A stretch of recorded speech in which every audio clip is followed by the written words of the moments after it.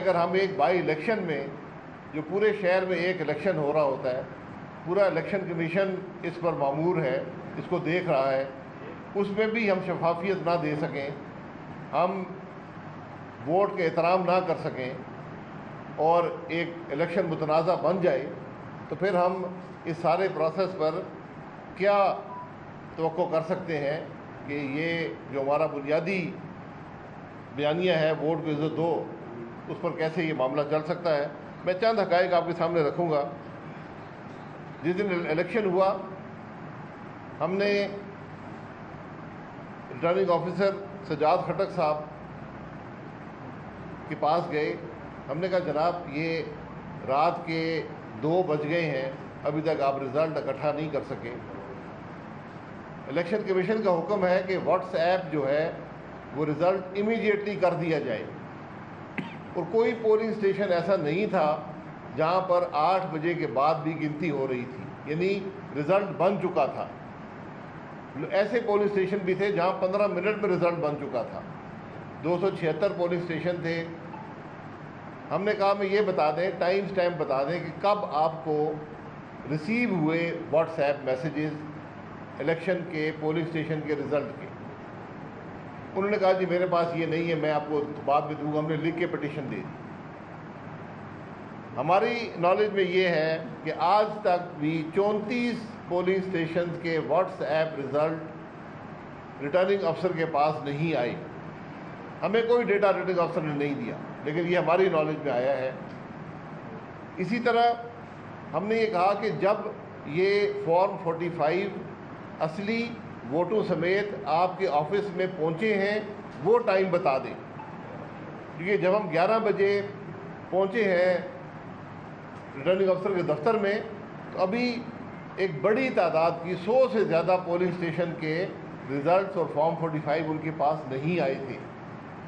یہ بڑی عجیب بات ہے کہ الیکشن کو 6 گھنٹے گزر چکے تھے, کوئی پولنگ اسٹیشن بھی آدھے گھنٹے کی زیادہ سے مسافت پہ نہیں تھا ریٹرننگ افسر کے دفتر سے, اور ابھی تک رزلٹ ایک بڑی تعداد کے نہیں پہنچے تھے. ہم نے کہا کہ یہ بھی ہمیں بتا دیں کہ کب آپ کو یہ رزلٹ موصول ہوئے. یہ 2 معاملات پر ہم نے ان کو لکھ کر دیا کہ جناب یہ بتا دیں. پھر ہم نے کچھ پولنگ اسٹیشن کا بتایا کہ یہاں پر فورینزک آڈٹ کی بھی ضرورت پڑے گی, کیونکہ جس طرح وہاں پر جو رویہ تھا پریزائڈنگ آفیسرز کا الیکشن جو پولنگ ایجنٹس کے ساتھ, وہ اتنا نامناسب تھا کہ ہمیں وہاں پر دھاندلی کا خدشہ ہے. یہ پٹیشن بھی دے دی. اس پر کوئی ڈیٹا نہ آج تک دیا گیا ہے, واٹس ایپ کا ڈیٹا یا فارم 45. فارم 45 عمومی طور پہ ریٹرننگ آفیسر جو اس کے پاس پہنچتے ہیں وہ ریکارڈ امیدواروں کو دے دیتا ہے. یہاں پر آج تک کوئی ریکارڈ نہیں دیا گیا. ہماری درخواستیں ہم نے اسی رات ان کو دے دی تھی. اب آج صبح ہمیں ٹائم دیا گیا کہ 11 بجے کنسالیڈیشن کا پروسیس شروع ہوتا ہے. یہ ہمیں کہا گیا کہ آپ 11 بجے آئیں, آپ کی پٹیشن بھی سنیں گے اور کنسالیڈیشن کا پروسیس بھی شروع کریں گے. 9 بجے خوش قسمتی سے وہاں موجود تھے. 9 بجے ریٹرننگ آفیسر سجاد خٹک صاحب نے, اور یہاں پر ایک ڈی آر او ہیں ندیم حیدر صاحب, یہ بھی اس میں ہیں, اور ایک مانیٹرنگ آفیسر ہیں عبد الرحمان رائی صاحب. یہ حضرات ہیں, انہوں نے 9 بجے ہی فیصلہ لکھ کے رکھا ہوا تھا اور ہماری پٹیشن کو ریجیکٹ کر دیا تھا. ہم نے یہ کہا جناب ہم نے ڈیٹا مانگا ہے جس کی بنیاد پر ہم ری کاؤنٹ کی درخواست دیں گے, آپ ہمیں ڈیٹا دینا تو درکنار, آپ نے ہماری پٹیشن سے ریجیکٹ کر دی ہے. ہم نے پھر نئی پٹیشن دی. ہم نے کہا کہ قانون ملک کا یہ کہتا ہے سیکشن 95(5) کہ جب ڈفرنس جو ہے وہ 5% آف پولڈ ووٹ سے کم ہو جیتنے اور ہارنے والے میں, تو ریٹرننگ آفیسر شیل آرڈر اے ری کاؤنٹ. اور اس کی ایک لمبے پریسیڈنٹس موجود ہیں, سینکڑوں کی تعداد میں اس بنیاد پر ری کاؤنٹس ہوئے ہیں. تو یہ ہمارا حق بنتا ہے کہ جو آپ کے پاس ڈفرنس ہے اس پر ری کاؤنٹ کیا جائے۔ اس پٹیشن کو بھی آر او صاحب نے بغیر سنے اس کو بھی ریجیکٹ کر دیا۔ وہ پہلے سے لکھ کر بیٹھے ہوئے تھے یہ سب معاملہ ریجیکٹڈ ہے۔ اب صورتحال یہ ہے کہ جو نالج ہمارے پاس ہے، 34 فارم 45 کا واٹس ایپ الیکشن کمیشن میں نہیں پہنچا، آر او کے پاس نہیں پہنچا ہوا۔ 30 فارم 45 جو ہیں وہ ہمیں نہیں ملے، ہمیں ریٹرننگ آفیسرز نے نہیں دیے ہمارے لوگوں کو۔ ہم نے ادھر ادھر سے ڈیٹا اکٹھا کر کے اپنی کوشش کی ہے۔ بہت سے فارم 45 ایسے ہیں جس میں ٹوٹل ہی نہیں کیا ہوا۔ یہ ایک طریقہ ہوتا ہے کہ ٹوٹل نہیں لکھتے اور بعد میں جو مرضی ہے ٹوٹل وہاں پر لکھ دیا جاتا ہے۔ بہت سے فارم 45 پر ٹوٹل ہی نہیں ہے۔ 100 سے زیادہ فارم 45 ہیں جن پہ پولنگ ایجنٹ کے سگنیچرز نہیں ہیں۔ قانون یہ کہتا ہے کہ پریزائڈنگ آفیسر نے ان کے سگنیچر لینے ہیں فارم 45 پر۔ 100 سے زائد فارم 45 پر سگنیچر نہیں ہے۔ یہ بھی ایک طریقہ ہوتا ہے جو ماضی میں استعمال کیا گیا ہے کہ سگنیچر نہ لیے جائیں اور فارم 45 جو ریٹرننگ افسر کو آئے اس پہ ووٹیں اور لکھی ہوں اور جو لوگوں کے پاس ہوں وہ اور ہوں اور پھر وہ کچھ کہنے کے قابل نہ ہوں۔ کچھ فارم 45 میں مسٹیکس ہیں، ایڈنگ کی مسٹیکس ہیں، کس امیدوار کے ووٹ کہاں لکھے گئے ہیں وہ مسٹیکس ہیں۔ یہ اس کا کوئی جاننے پوچھنے والا نہیں ہے کہ یہ کس نے مسٹیکس کی ہیں، کیوں کی ہیں، ان کو کیسے درست کیا جائے گا۔ اب ہم نے جو ہمارے پاس فارم 45 موجود تھے، جو ہم نے دوسری جماعتوں سے ان کے فارم 45 سے ڈیٹا لے کر ہم نے ووٹ اکٹھے کیے ہیں، ہمیں ابھی تک الیکشن کمیشن نے کسی فارم 45 کی کاپی ریٹرننگ آفیسر نے مہیا نہیں کی، نہ ہی واٹس ایپ کا ڈیٹا دیا ہے۔ بہرحال جو ہم نے اکٹھے کیے ہیں اور ابھی کچھ اسٹیشنز کی نہیں ہیں، تو ہماری جو تعداد ہے اس ڈیٹا کی بنیاد پر، جس کو ہم ویریفائی نہیں کر سکتے لیکن جو ہمارے پاس ڈیٹا آیا ہے، وہ already in number of vote سے زیادہ ہے جو ریٹرننگ آفیسر نے اپنے غیر سرکاری نتیجے میں لکھے ہیں۔ اس سے ہمارے ووٹس باوجود اس کے کہ بہت سے ابھی پولنگ اسٹیشن رہتے ہیں، پھر بھی ہمارے ووٹ اس نمبر سے بڑھ چکے ہیں۔ ساتھ ساتھ ٹی ایل پی نے بھی اپنا ڈیٹا اکٹھا کیا ہے۔ ان کے ڈیٹا کے مطابق یہ اس کو ویریفائی وہ کر دیں گے جو ہمیں بتایا گیا ہے کہ ٹی ایل پی نے 230 پولنگ اسٹیشن جب انہوں نے ان کے نمبرز اکٹھے کیے ووٹس کے، تو جو ریٹرننگ آفیسر کے فارم میں ان کے ووٹس لکھے ہوئے ہیں وہ اس سے بڑھ گئے تھے۔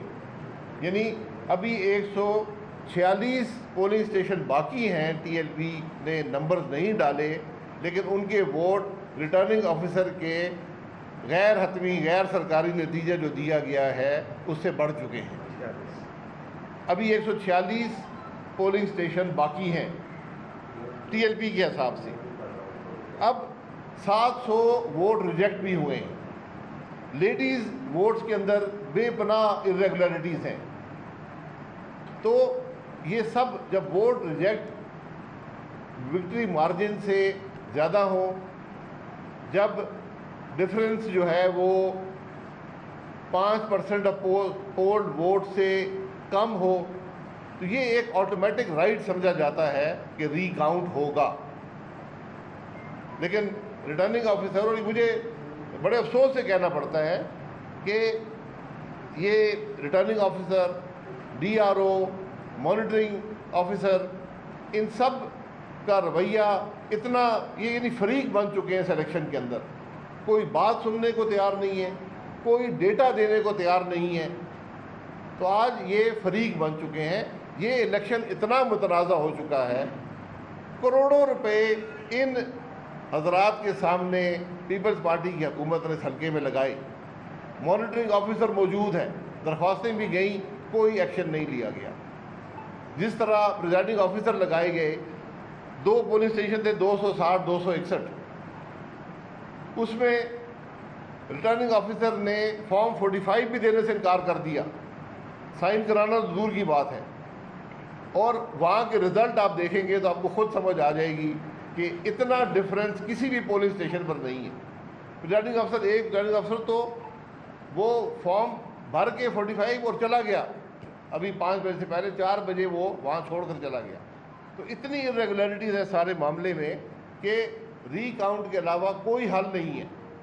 लेकिन रिटर्निंग ऑफिसर बज़िद है कि मैं रीकाउंट नहीं करूंगा, उसने लिख कर दे दिया है और कंसोलिडेशन प्रोसीडिंग्स की इब्तिदा कर दी। हम इलेक्शन कमीशन में गए, यहाँ भी गए, इस्लामाबाद में भी गए। हमारी अब खबर यह है कि इलेक्शन कमीशन ने कंसोलिडेशन प्रोसीडिंग्स को रोका हुआ है।